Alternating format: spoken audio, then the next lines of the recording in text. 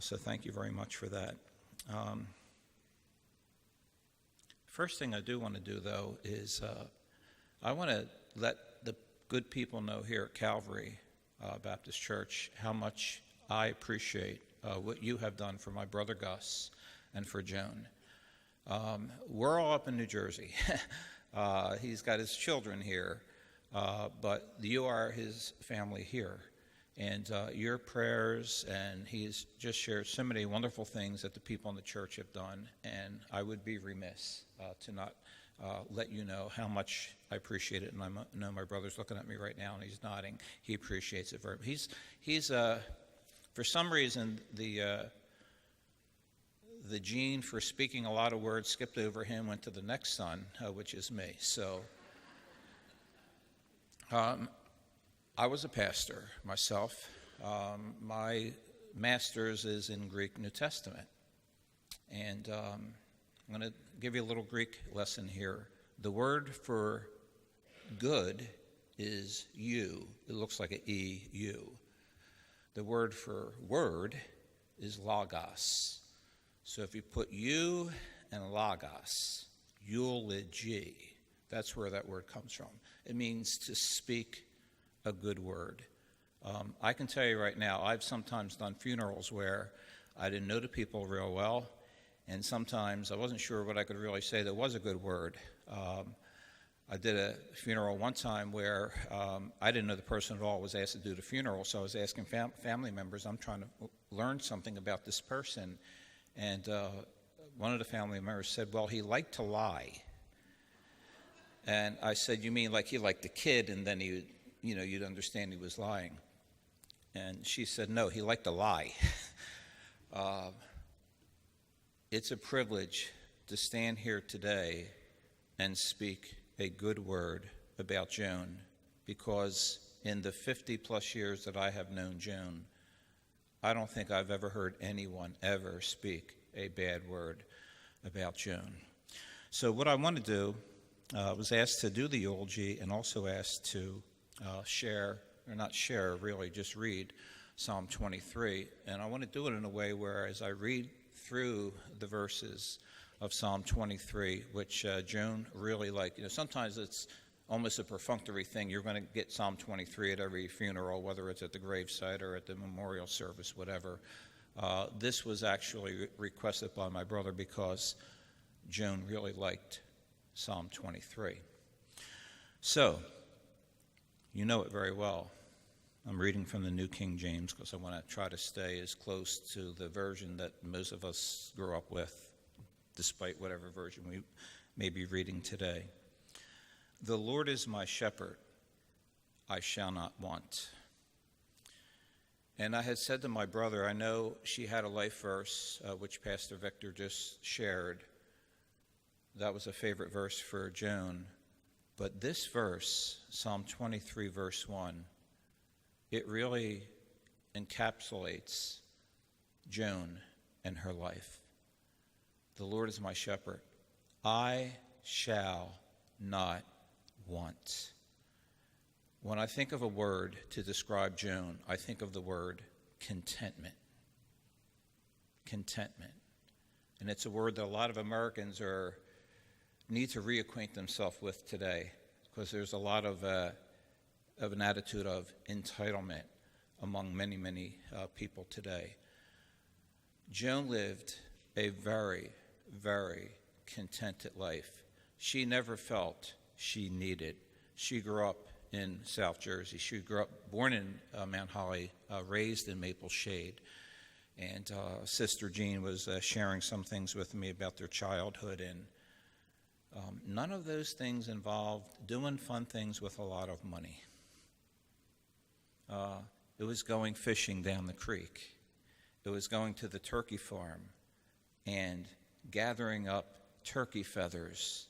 It's amazing the things that can really bring joy and just fulfillment in life, that you don't have to have a lot of things. And Joan was just a contented person. She never felt like she needed something. She never felt like she had to be entertained. She was just that kind of a person. And She was very close to her sister. And even though now, of course, fast forward a little bit, as you know, Joan was very young when she got married. She was just shy of 18 years old, and my brother Gus started dating her just a little bit more than 2 years before they got married. So by the time I met Joan, I guess she was probably 15 years old. I was 14 years old.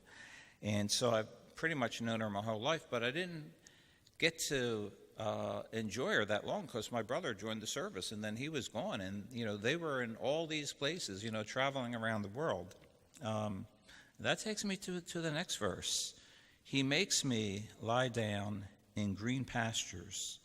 He leads me beside the still waters. It speaks about the places where God leads his sheep. And he led Joan to places like Texas and places like Nebraska and places like Mississippi and New Jersey and Holland and Guam. And my brother shares the story with me. When he got in the Air Force, when he got given the assignment of going to Guam, he got out there first and he called for Joan and for the kids to come. And they got they began the journey on April the 1st, which is, if any of you who know me think a joke may be coming, but it's not. This is a true story. It was really April the 1st, which is April Fool's Day. So they got on the plane. Well, Joan's birthday is April the 2nd. And by the time they got on the plane and made whatever connecting flights they did and crossed the international date line, before you knew it was April the 3rd. Joan missed her birthday. Gus says she wasn't really 67, she was 66. And he had everything all planned for her to have a really nice birthday party. Well, guess what? They were exhausted from the flight, and they all slept for 24 hours. So it was April 4th. So Joan got up to go to Guam. It was April 1st. Next thing she knew, it was April 4th. She missed her birthday. I didn't ask my brother, but I can tell you this. Joan didn't complain because I shall not want was the attitude by which Joan lived life. And he leads those that he calls to lie down in green pastures. They're always good places. They're beside the still waters. Joan was content in that. Verse 3, he restores my soul. He leads me in the paths of righteousness for his name's sake. For those who know God as Joan did, in fact, it was while they were in Holland in 1980, am I getting that right? That Joan's father passed away, and Joan came home. Gus had to stay behind. She came home for the funeral. Brother Joe wanted to talk to Joan. And at that time, I shared the gospel with her, and she gave her life to Christ. In the true sense of the word, she personalized, the Lord is my shepherd. I shall not want. He leads in all these things because he's good. He restores my soul.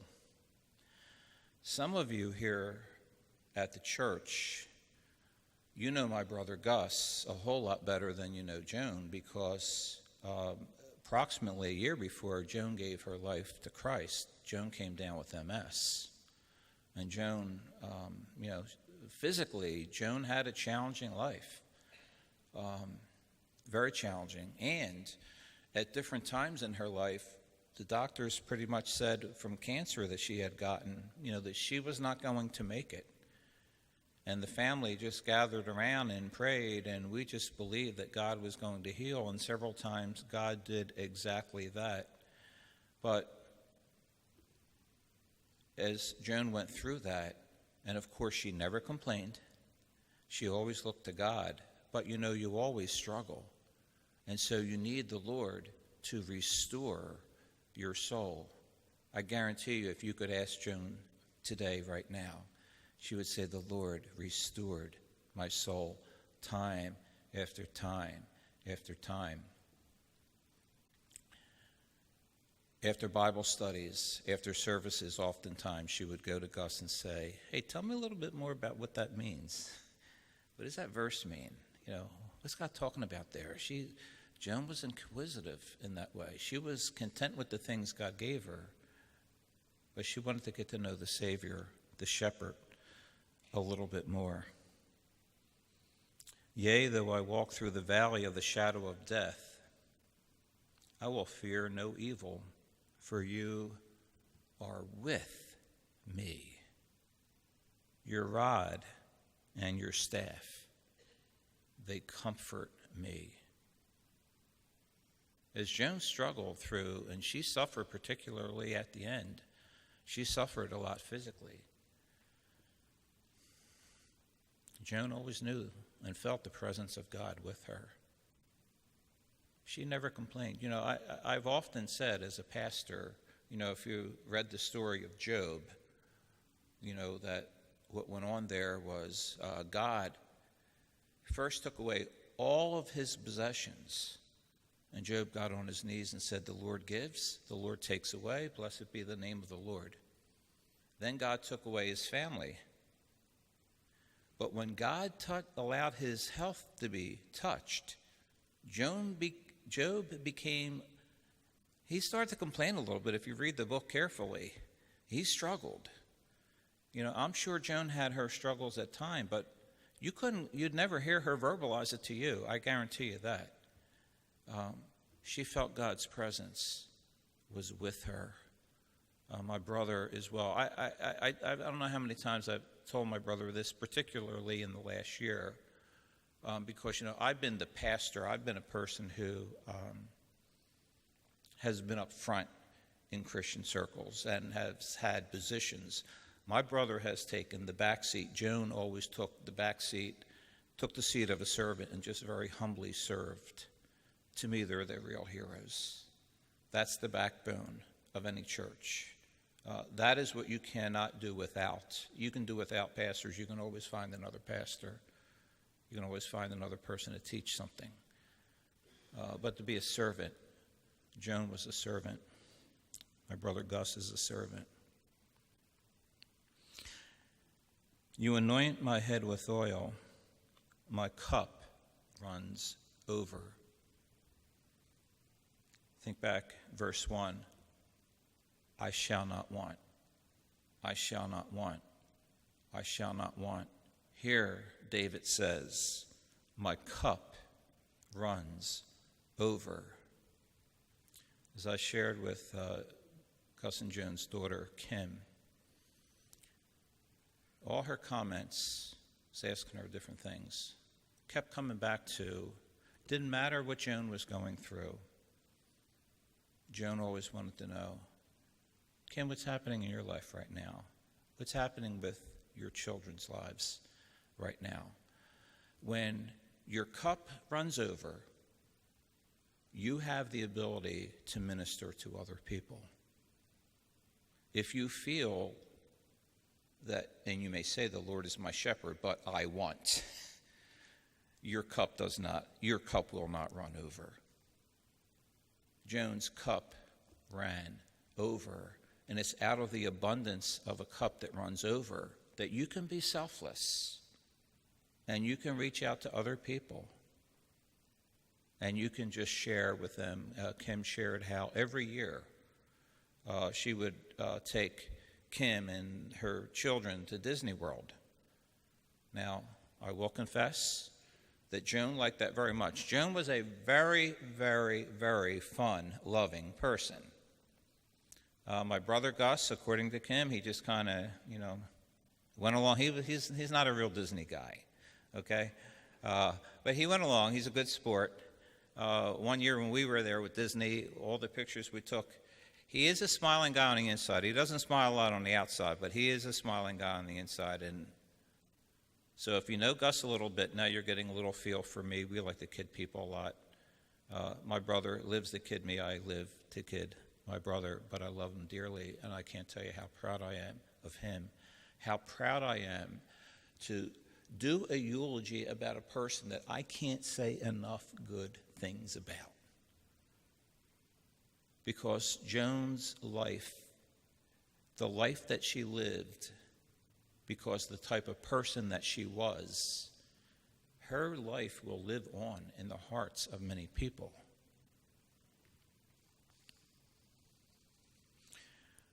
Surely goodness and mercy shall follow me all the days of my life, and I will dwell in the house of the Lord forever. We're here sad today. Joan is not sad. Joan is not suffering in that body that gave her so much trouble. Joan is in the presence of Christ today. And in that, she greatly rejoices. And in that, that's what makes something like this for us who believe. This is not a sad day. This is a day of celebration. And we celebrate Joan's life. And thank you all for coming.